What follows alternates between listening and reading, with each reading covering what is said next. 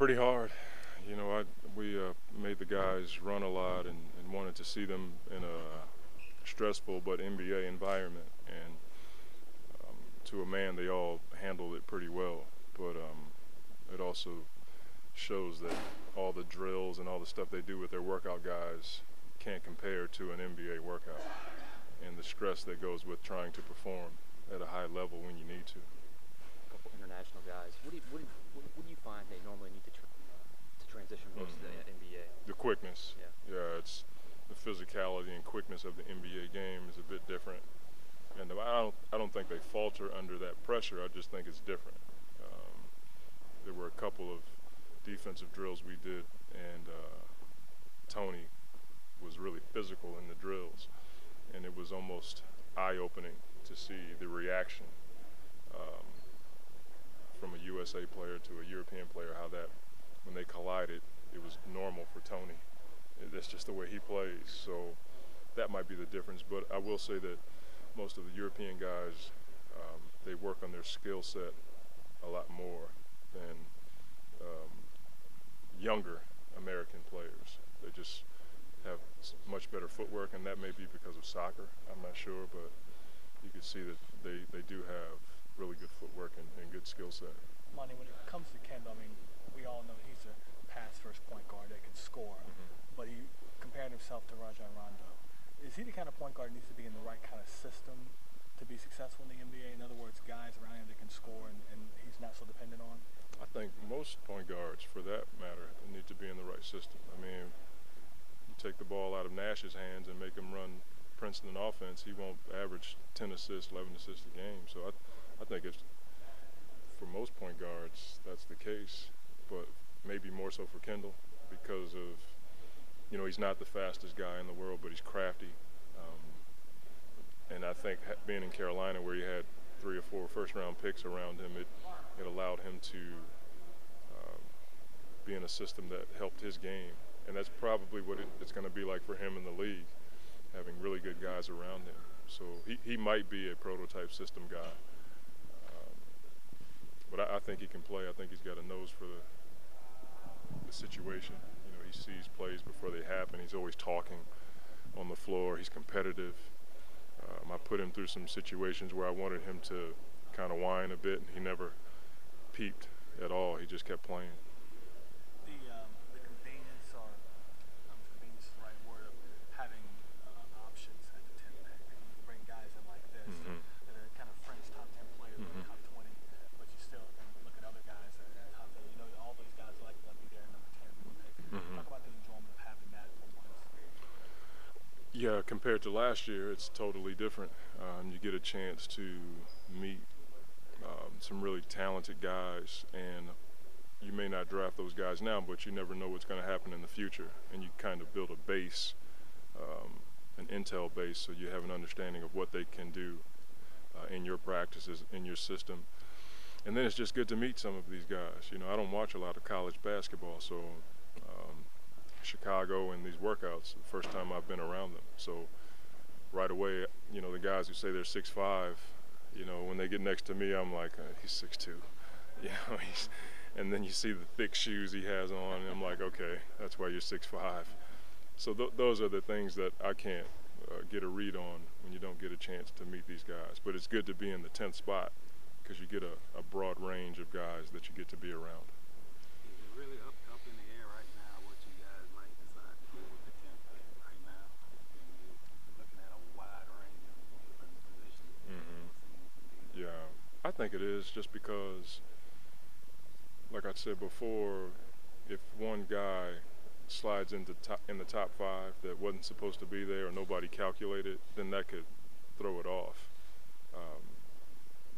And then when you're in the 10th spot, one of those guys, maybe the top 5 guys who were projected to go top 5, they might not fall to you, but 6, 7, 8, and 9 may fall to you. So 10 could be one of those flexible spots. And I'm not well versed in the draft as far as how all that stuff works. I kind of listen to Dell and all those guys talk about that stuff, but I think that's the situation we're in, where somebody could fall to us, or we may just, you know, draft a guy who wasn't supposed to go as high, but we think he's pretty good. What do you get a chance to talk to you after Anthony came and went. Just your impressions. I know he didn't work out, but you've obviously seen enough to know he probably didn't need to work out.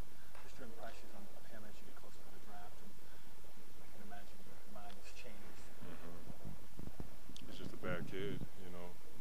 See him on the streets, walking around, hanging with the wrong crowd. I'm thinking, why does everybody like him? And at the end of the day, I'm still trying to figure out why people have him rated so highly. How's that? Good. No, he Can I no, use that? no. I mean, do what you want. Harold will fix that.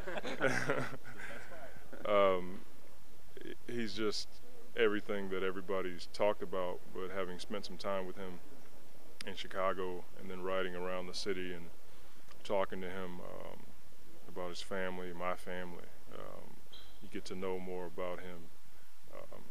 You get to know more about him as to what he doesn't say. You know, we were eating with other people, and there were times where you didn't even hear a word from him. He just sat there and listened. And he seems to have a confidence and an edge about him that's different than the, I don't want to call it the hip-hop generation, but this younger generation that wants to pound their chest all the time. He doesn't seem to have that. But I can tell there's something there that pushes him to want to be great. And I'm looking forward, in the event that we draft him, looking forward to seeing that come out. Dell seems really adamant about not putting all the pressure on him Yeah. to turn the franchise around, saying it's more about probably, the guards you'd like to resign. I mean, that's it. Balancing it out. I don't think there's any way you can put any pressure on any of these guys at 19 years old to carry an organization. I think around year 3, you're going to see Anthony who he is for the next 10 years. But until then, you're asking for too much. That pressure is on me and the staff to make sure that he develops the right way. I told him from day one, wherever he goes, he has to enjoy the game. He's got to get better at an accelerated rate, but he can't go in there thinking he's going to be a savior for any team. Can he have as quick an impact on the franchise as much as Chris did this time, or is it totally different because of different positions? Chris who? The other guy. Chris Paul? No. I don't think it's totally different. Chris was a point guard. He had the ball in his hands the whole time, so I think it's different. And Chris had David back then too, and some other vets around him that were more established than these guys. And the thing about Chris, the one thing I will say about Chris and Anthony is they both have that, whatever it is that you can't explain, they both have it. And it's the same thing that'll drive you nuts one day, but it'll help you win games, more games than not. So I do see that in those two guys, the desire to win over individual stuff. They both have that, and I think that's a good thing. You think this is short term? Or do you say it's a problem that you don't have a natural center on the roster right now?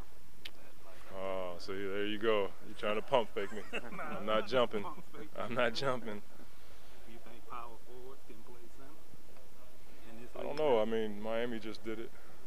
They just won a title with Shane Battier and Haslam with Chris Bosh.